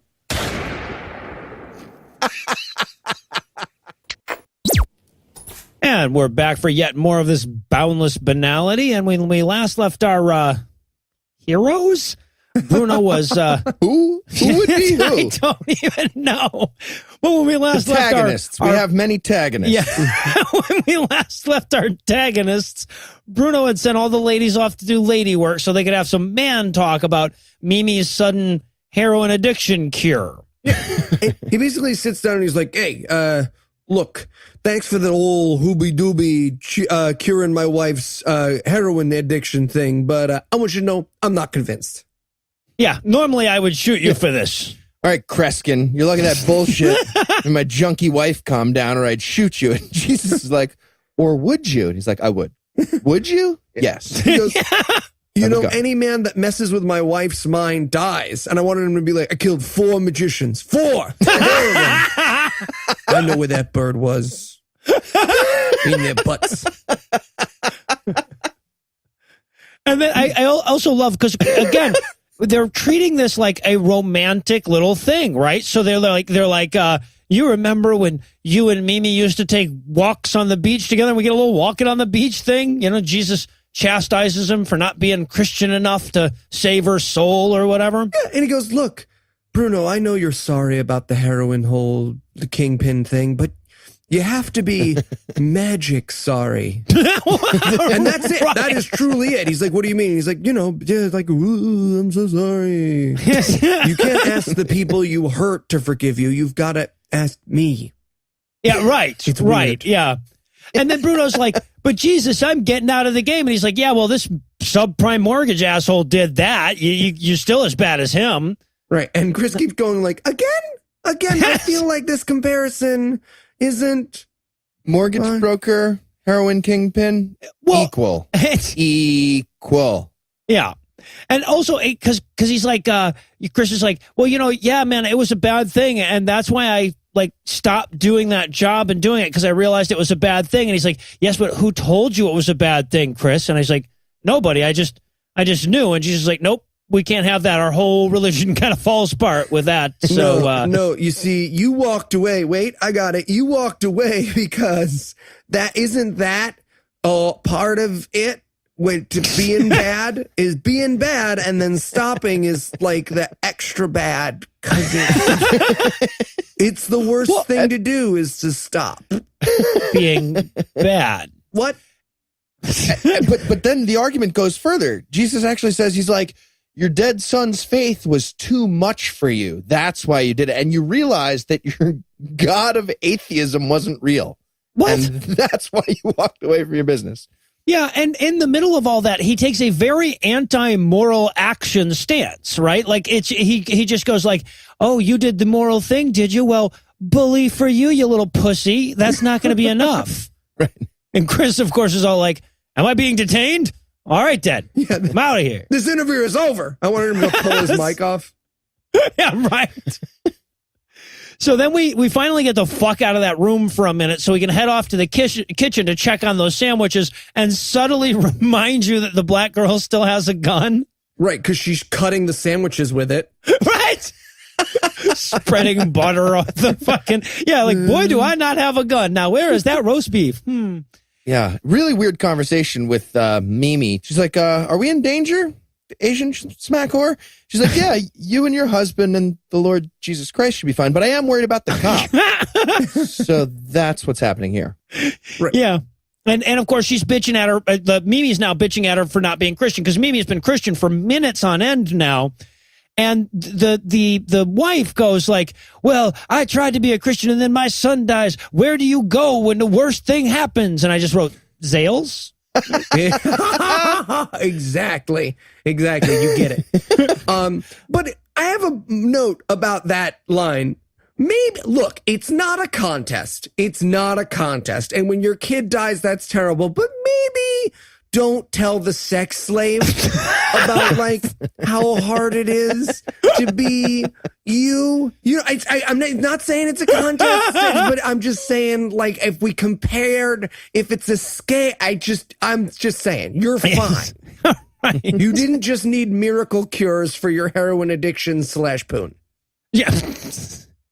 Yeah, but the important thing we learn here is that she can't love a God who killed her son with a tsunami. Strikes me as reasonable, but not, I guess it's not. Yeah. So now we go back to the room where this movie is, but now there's sandwiches. And Right. And coffee. And that's actually important because the wife, Helen, walks up to David A.R. White, and she has a cup of coffee. She clearly has a cup of coffee in her hand, and she says to Bruno, "Can I untie him and give him something to eat? You know, eat some coffee?" Well, it could have been a cup of sandwich. Yeah. Maybe. I don't know. Guys, check out Heath's new burgeoning business. He's on an episode of Shark Tank coming out. Cup of sandwich. They were not kind to him. So as much support as you can give, we'd really appreciate it. Also, this is where we learned that somehow, while tied up to the chair, David A.R. White has come across a switchblade. Did he have that buried in his skin? I don't know. But he stabbed himself in the spine with it right before they I'll never expect this. I'm sorry, what happened? Nothing. It's fine. Tie me up. You Quick, won't. before I bleed out. So we cut he has a knife in his hand, and he's just now thought, this knife in my hand would be great for sewing through these ropes. So he starts to cut his way out of the ropes. This will take him approximately 35 minutes. And we cannot emphasize how large and obvious this knife is. He has the fucking Crocodile Dundee knife. Yes. But while he's doing that, we have to go back to like Jesus giving Bruno some life advice or whatever about how he should turn himself into the police. Right. And Bruno's response, instead of like, "No, I don't want to go to prison for the rest of my life," or "No, I'm just going to live my life not doing things anymore," is like, "That's not fair." To which Jesus responds, "Oh yeah, was it fair that I had to schlep all the way down from heaven and pay for your sins?" Huh? It's like, you ever been crucified, Bruno? I don't want to hear about your petty bullshit. Getting raped in the butt occasionally. It's nothing. Also, and I'm surprised we didn't bring this up in the last one, but shouldn't Jesus be Jewish? Yeah, but then that whole sandwich scene would have taken an hour and a half. Just like, oh, baloney, huh? You don't, I'm so sorry. I don't want to be that guy, but I did not ask for mayo. Could you just, no, actually, I don't want you to scrape it off because then there's still mayo on the bread. There's just less mayo. So what I need is, and this is whole grain bread anyways, and I very clearly asked for 7 nut. Or something like it. I mean, 7 nut and whole grain, they're not similar. They're not. I'm lactose intolerant. So now Mimi is trying to talk Bruno into listening to Jesus and turning himself in. And it's like, okay, step back for a second. What you have here is an owned sex slave asking her 90-year-old husband to maybe go to jail. Well, she's got the money, and he's like, do you have maybe an ulterior motive? What? No, you're crazy. You're funny. I love Jesus. He cured my heroin addiction. I did not take that bag back from him and snort it in the other room. Also, okay, then we get one of these incredibly bizarre, like, why the fuck did you put this in your own movie moments, where Jesus is talking to the black couple, Helen and Chris, and he's like, one thing that I hate about people is the way they get all bitchy when I murder their kids. You guys are so fucking whiny. That should draw you together when I kill your children. Yeah. And Chris's response is perfect. He goes, hey, if you don't like it when we react badly, maybe stop killing people's kids. And Jesus is like, oh, so tired of hearing this. Heath says that to me constantly. And I stop killing people's kids if you don't like the reaction. You're a wanted man again. We keep having to change your name. But Jesus's reaction is to put a hand on like a there hand on his shoulder. And Chris leaps up as though he'd grabbed him by the sack. And then he tattles on him. He's like, oh, well, if you don't want a shoulder pat, just so you know, he was going to totally wait for the storm to hit, walk into the waves, shoot himself while taking poison over lava with a noose around his neck. Narc. And yeah, right. And the wife is like, how dare you be suicidal at me? Like, you're missing the point, lady. You're not the one who's supposed to get pissed here. But she runs off, and Mimi chases her because, they're both ladies. Right. And Chris turns to Jesus, and she's like, I didn't want to hurt her. And Jesus says, I know. And Chris says, well, why the fuck did you tell her then, asshole? Because I hadn't hurt her. Dick. Anyway, so now we cut off to Helen off crying somewhere. And this is where I realized that Mimi's lines, again, I watched this with Czech subtitles. Mimi speaking her lines and me reading the Czech subtitles, equally understandable. Yeah. She comes in, she goes, you okay? And she's like, no, did you miss the husband gonna kill himself part? And she's like, yeah, my English isn't great. And I'm picking up every other sentence here. Also, just they storm out of the hostage area. And this is not a very tight hostage situation. Bruno needs to get his shit together. You're not allowed to just let people storm out or anything out. Completely I'm so off the tired rails, of hearing that from you.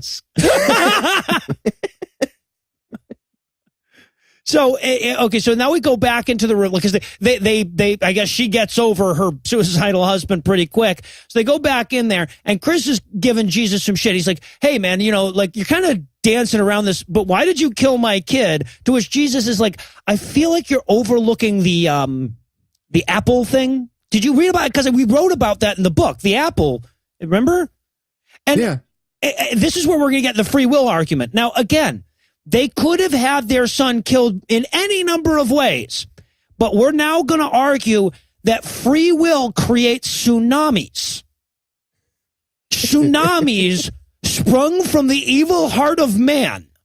Yep. And they triple down on this. Yes. When man fell, the world fell with him, thus tornadoes. Yeah, people choose to be killed by tsunamis. And David A.R. White is saying to Jesus, he's like, hey, if you're omnipotent, why do you just watch people get raped? And even and again, you didn't have to bring this up. It's your movie. He goes like, if I saw someone getting raped, I'd stop them. If I didn't, I'd be evil as fuck. And Jesus is like, I cry when it happens. A lot, though. Like a billion rape tears. I cried. That is what his actual response is. I cry a million tears. Yeah. It's like, that's not. Is it lube for you? I wanted David R. White to be like, look, if I walked by an LA where someone was getting raped and I was like, I'm going to cry a million tears about this, you'd still think I was an asshole. Right? That doesn't change the morality. No, so many tears. I think you're underestimating how many a billion is. I don't think you're really thinking about the exponential growth here. That's a lot. I get really dehydrated. And the crucifix thing. That prepaid for a lot of rapes. Do the math. Huh? Ow. Look at this. I'm going to pinch you. I'm going to pinch you. Can you do that? Imagine that 1,000 times. But for like a day and a half. A couple hours anyway, yeah. And of course, and apparently Chris is not yet satisfied with your son chose to die of a tsunami with his free will. So he goes like, I don't get it though, Jesus. How did my son's death benefit your kingdom? He says, by bringing you into it. He says, so you killed my son to get my attention? And Jesus says, it sounds really bad when you say it. Well, when you put it that way, yeah. But like, it wasn't, I mean, I guess I could have just like made you really happy. Oh, fuck, I should have made you really happy and then come and seen you. To be fair, you didn't bring that up until just now, so. And they show us a little like flashback of this Jesus moment. It's so stupid. So quick recap, here's what's happening. Tim, the son who died in the tsunami, he was worried that his dad was an atheist. Mm-hmm. And the flashback shows like Jesus standing behind him and smiling like an idiot at this point and being like, I know what to do. So the plan from Jesus was to kill Tim with a tsunami, yes, but also like 230,000 other people so that Chris, his dad, could eventually become Christian. Yeah. That's the plan. Yep. Right. That's it. And also, by the way, in Czech, Timothy is Timotejom. And based on that, Chris now accepts Jesus too. And this is when Mimi and his wife walk in, and they're so happy to see him accepting Christ. Right. Yeah, and she's like, oh my God. He's like, I'm so sorry I was suicidal. And she's like, no, you have to forgive me. And he's like, you forgive me first. No, you hang up. No, you hang up. Keith gets it. So, yeah, the cure for drug addiction and suicidal depression is Jesus. Seems like those psychiatrists are total waste, huh? And this is where Jesus is like, oh, well, by the way, I mean, I could totally bring back Timothy if I feel like it. And he's like, oh, so you can bring back my son. So do that. Yeah. No. He's having a great time. He's on a roller coaster. You wouldn't want it. He's in heaven. He's like, no, I want that. I want that. Just do it for 1 second. Just 5 minutes. 5 minutes. He's like, bring a perfect copy back. Let him stay there, but bring me a copy because I missed my son. But then there'd be two. When you say omni, I guess. I'm going to do it right now. Poof! Smoke bomb. And he's gone. Right. Disappears like Batman or something.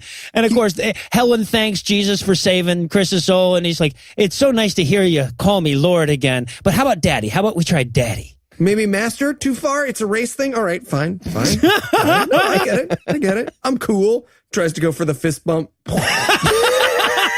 Oh, that's terrorist. That's Muslim terrorists. I forget. I'm so sorry. So sorry. Yeah, and then he turns to the two of them and he goes, I have so much in store for you both. And I'm like, something's going into somebody's ass. So he does the super creepy rape smile right when he says it too. Yeah, it's gross. Let's get this porno started. Yeah, right. Or Eli likes it. I thought it was gross. and then Charlie gets pissed because they haven't dug enough into his backstory. So we start talking about Charlie's backstory. Charlie, by the way, killed him a bar when he was only 3. He says, all you need to know about my life is the first person I ever killed. And Jesus is like, yes, you were 15 years old at the time. He's like, yeah, pretty badass. And do you remember what he said? He said, please, God, don't kill me. And he thought I was God. And Jesus has to be like, no, that's just a... Please God is just like it goes, please God, comma, don't kill me. So please God is just like oh no, and then don't kill me was the part he was talking to. Oh, you're I'm fucking pretty sure kidding he was calling me God. I mean, I can get him. I'll bring him back and have him tell you. That guy didn't make it to heaven, so it's not a big deal for me to. Yeah. So and now, okay, so Charlie, again, the whole plan here was for David A.R. White to shoot Bruno and then Charlie to shoot David A.R. White. So now Charlie's realizing, man, this is stupid. I'm waiting for a guy who's tied up to shoot someone and I have a gun. Satan's an idiot. This whole plan is fucking God damn it. I should have just done what I said before. So now Charlie like pulls out his gun and makes to shoot Bruno, but Mimi steps in between him and the gun. And, of course, Davey is still furiously, impotently sawing at his ropes. Also, why isn't Jesus stepping in? Like, this whole gun battle back and forth, people standing in front of each other, the immortal guy never goes like, no, me. Jesus very clearly is like, no, that thing with the wrist stung. You guys figure this out amongst yourselves. Ouch. Yeah, because Bruno has decided at this point, he's like, no, I think I'm going to listen to Jesus and turn myself in and spend my last 15 years getting butt raped in a prison. And Charlie's like, I don't think that's a good idea, boss. And he's like, I don't think our Lord would lead us astray. So, yeah, that's when he pulls the gun on him. And, of course, right then, this is when Rick finally breaks out of his rope. And he's about to jump up and kick some ass, but Jesus stops him first. Yeah, okay. Jesus stops time like Zach fucking Morris. Yeah. Here's the thing, though.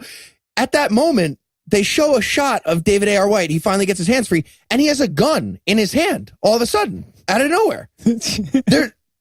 And we're going to find out in a second, it makes even less sense in the next Yeah, because he's not going to have it a few seconds later. Yeah, but before he can jump up and kick ass or whatever, Jesus has to have this, is this really what you want kind of a moment with him or whatever. He's like, your dead sister's in heaven, though. Do you want to go to hell and miss out on all the dead sister? Yeah, like, oh, I thought we were going to do the good guy thing. And he's like, yeah, I'm a cop who's going to kill the guy with the gun who's a heroin dealer who's sticking us up. No, that's the bad thing.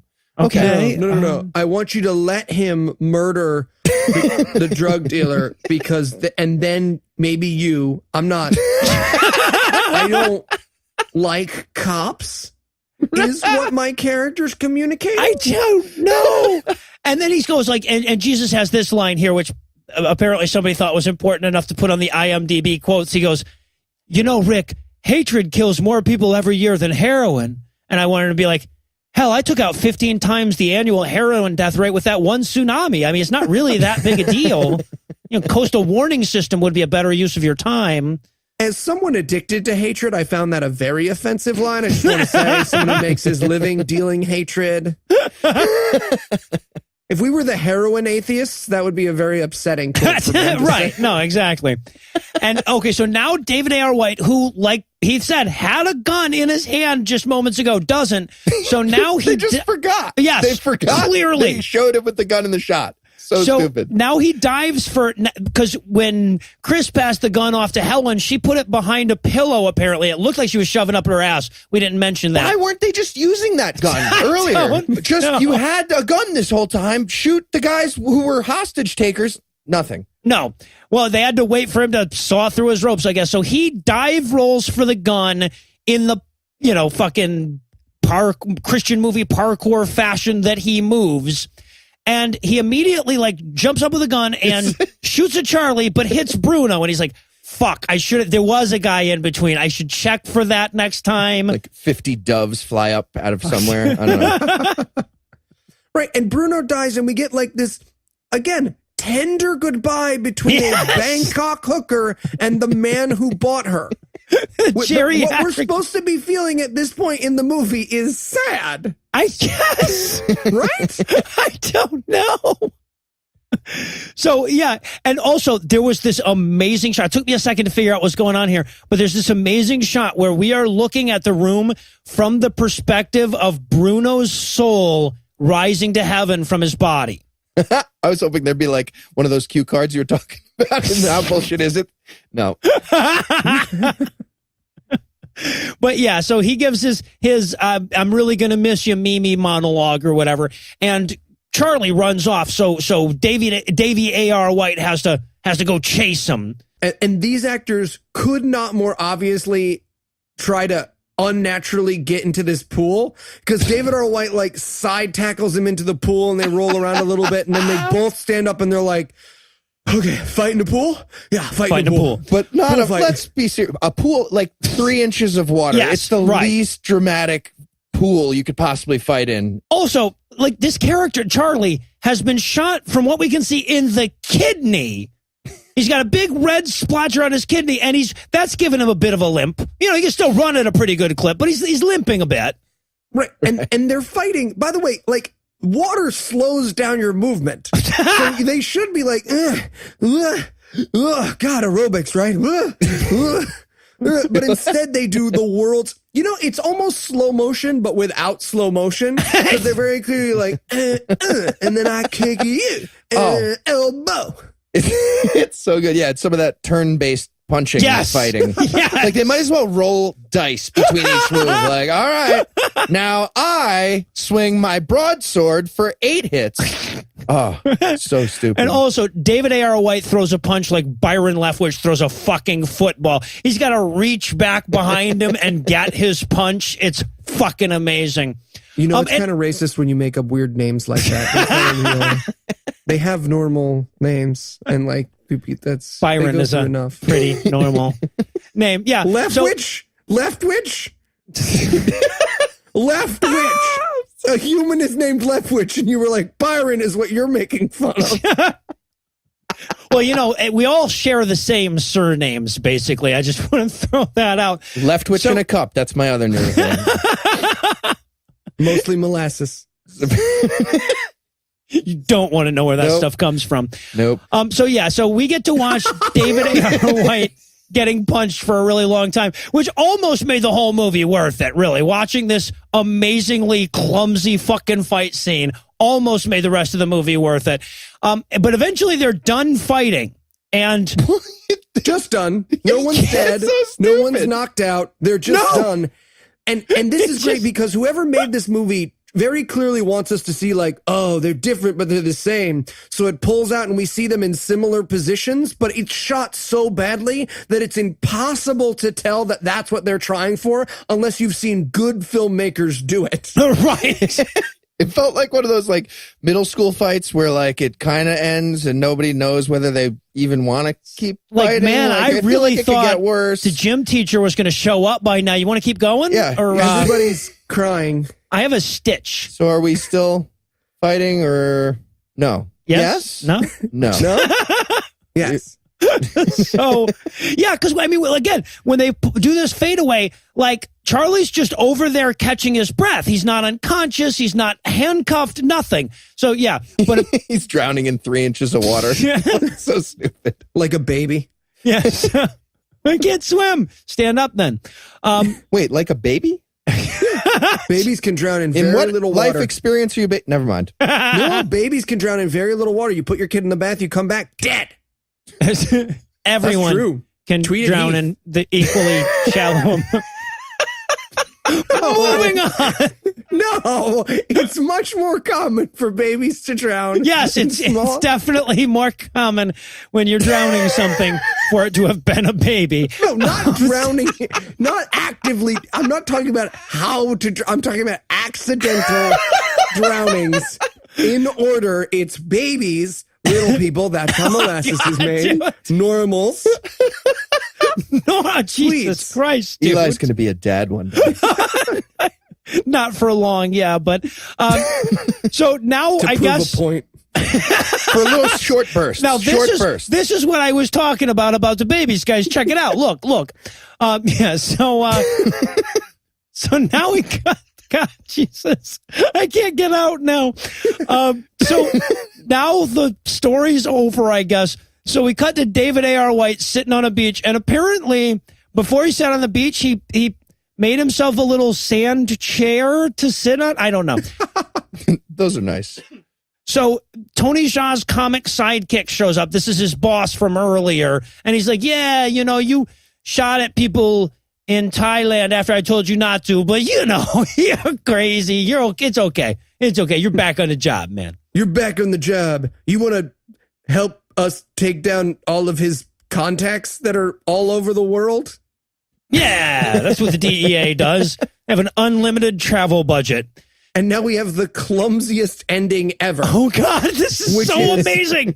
The devil, Mr. DeVille, appears and is like, this looks like I win this one. And then behind him appears Jesus, and Jesus is like, for now, but I'll eventually win. And then there's like a weird flash shot of both of them, and then the movie ends. Well, right, Jesus goes, "It's not over yet, Mr. DeVille. We're going to do like a TV series, I think. Or maybe TV series, yeah. And yeah, there's a lot of weirdly spaced standing in this movie. It's like Ferris Bueller at the museum, and they're all angled. And I really wanted this to keep going. So like you zoom out and like Muhammad is behind Jesus now giving a speech, and then Buddha's behind him, and then Buddha's mom scolding Buddha. Yeah. No, it just ends. And then we get the credits. And I love that the legal disclaimers force them to call Jesus a fictional character not based upon any person living or dead. You know, so like the last scion can't show up with her lawyer or whatever and sue him. There's like, oh, our estate didn't really get anything So from you made this. a movie about my son. All right. So, and yes, that's it. That's, if you were wondering, well, was nothing resolved? I feel like nothing was resolved. You are correct. Very good. So, but before we finish this up, I had to share this 8-star review from IMDb with you because 8 stars. Yeah, out of 10. Yeah. We need to be reminded sometimes. That's such a funny amount. Right. Yeah, B-. I mostly like this. Yeah. What? Well, you know what? 11 out of 19 people found this helpful. Who am I to ignore the opinion of the majority? I'm not the president. Okay. So here it is. And I quote, I just watched Paradise Lost, and I admit I cried a few times. I wonder where. I liked it just as much as the first, maybe even a bit more. The conclusion was a lot better than the first. I know that the characters were different from the norm of what you'd expect to see in an American cafe, but each character represented the experience of multitudes of people around the world, blah, blah, blah. Good to see David A.R. White playing the role of the police officer in Thailand. I shit you not, this is actually written in there. That Jason Statham-esque scene was well coordinated, by the way. I guarantee you David A.R. White wrote this goddamn review. That scene was Jason Statham-esque. They mean the fight scene. I know in my heart, I know they mean the fight scene, but I want to know what this person thinks about other things in the world. I want to know. So I want him to read Tale of Two Cities and give me his review. I just want to know, like, I want a captured audio of every time that guy has used the suffix esque. Yeah. I also want to remake this movie with Jason Statham and like Gary Busey. This Red Robbins-esque. All right. Well, since this movie's clearly allowed to exploit tragedies for no reason but that exploitation, I suppose we can do the same. So to sum things up, I ask you this. If this movie was a natural disaster, what natural disaster would it be? Oh, Pulse Massacre? I think that was natural. Because it was inspired by God. Oh, right. And Steve Anderson enjoyed it. Yeah, no, it's just like a tsunami. It's all about free will. Exactly. Jade Helm. I was going to go with Hurricane Katrina, because even though it's a disaster, it's also pretty racist. But now I'm going to switch to your baby drowning in a tub, because you get to keep the toys. Oh, God. Right? You do get to keep the toys. Do you? Like, they don't make you... No, I don't think they do. I don't think they do. What? In They my take the experience, toys? I've never had to give back the toys. No, I feel like they should take the toys. Now that you've said it, I feel like if it's you drowned sets your up a baby weird... in a tub, we got some bad moms who listen to this show. If you lost your baby... Let us know if you've still got the toys and how much you want for them. Yeah.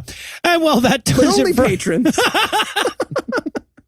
No, because nobody's going to hear that, not even the patrons. I keep saying that and then leaving it in the show, you know, so I'm totally fucking myself here. And well, that's going to do it for our review of The Encounter 2 Paradise Lost. That's not going to do it for the episode just yet, because we still need to make your heart flutter for next week. So Eli, tell us, what's on deck? Oh, well, I'm going out of town, and that means Wicked Vultures 2. Which is the fourth movie in the Vultures of Horror, just because the numbering is weird. So yeah, if you're newer to the show and you're, and you're worried about getting lost, be sure to check out episodes 37, 51, and 61 to get all caught up, or don't, because nothing really happened in the first 3 of these movies. Right. Yeah. But hopefully, finally, we're going to get Cornel West and the floating chairs. We've been teased with that for a long time now. We really have. And we're still making Eli do the show. Yeah, no, Eli will still be here. There. We've just got to record a little early, so in case anybody gets suicidal now that Trump's You know what? I'm not even going to say it. So with that to look forward to, we're going to bring episode 75 to a merciful close. Once again, a huge thanks to all the Patreon donors that help make the show go. If you'd like to count yourself among their ranks, you can make a per-episode donation at patreon.com/godawful and thereby earn early access to every episode. You can also help us a ton by leaving us a 5-star review on iTunes and by sharing the show on all your various social media platforms. And if you enjoyed this show, be sure to check out our sibling shows, The Scathing Atheist and The Skeptocrat, available on iTunes, Stitcher, and wherever else podcasts live. If you have questions, comments, or cinematic suggestions, you can email godawfulmovies@gmail.com. The theme song for this episode was written and performed by Ryan Slotnick of Evil Drafts on Mars and was used with permission. If you like what you hear more by following the links on the show notes for this episode. Thanks again for giving us a chunk of your life this week. For Heath Enwright and Eli Bosnick, I'm Noah Lugeons, promising to work hard to earn another chunk next week. Until then, we'll leave you with the Breakfast Club close. The Lord Jesus Christ went on to mend the relationship between a German man and his son by causing a second Holocaust. Mimi went on to be a former heroin-addicted prostitute, widow, Thai woman with no marketable skills and a religion abhorred by 98.8% of her country's population. I'm sure that worked out great for her. Mr. DeVille opened a nightclub called Satines, I'm the devil, Lucifer. It was a huge success.